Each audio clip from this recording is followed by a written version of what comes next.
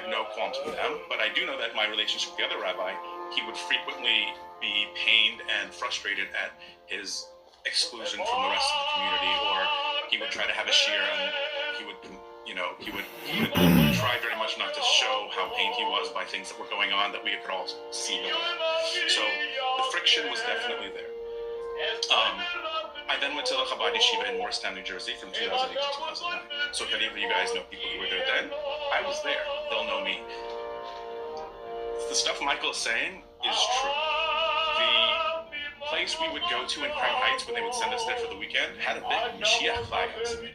I remember sitting in Crown Heights in 770 and getting pushed out of the way, practically onto the floor, because somebody told me after the fact, the Rebbe's coming through and you need to get out of the way. I remember seeing people running around with flags for hours at night being functionally Bittul Torah because they wanted to show that this was like their place, that the Mashiachistim ruled here. You know, like, I've seen all of the things. I've heard all of the stuff.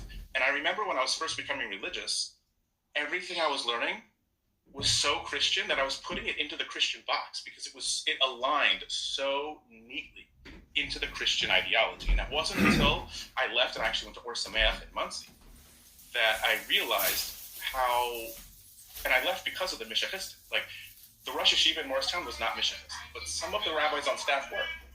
And so, you know, you'd be in it for bringing. They would be bringing up some of these very problematic theological points. And if you tried to challenge them on that, they would shut you down so hard.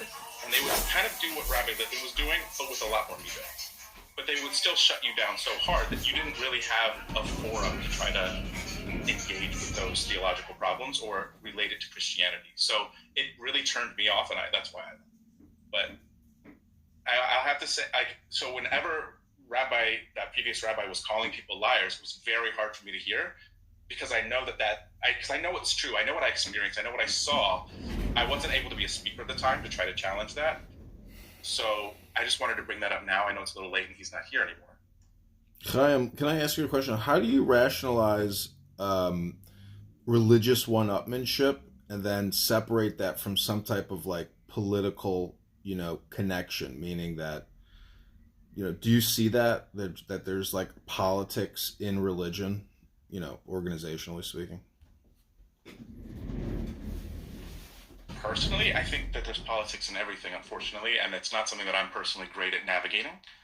It's something that, I'm oblivious to naturally, personally. It's not something I'm very good at. So when I would have a conversation with a rabbi, at Morristown, for example, I would get, they would have their own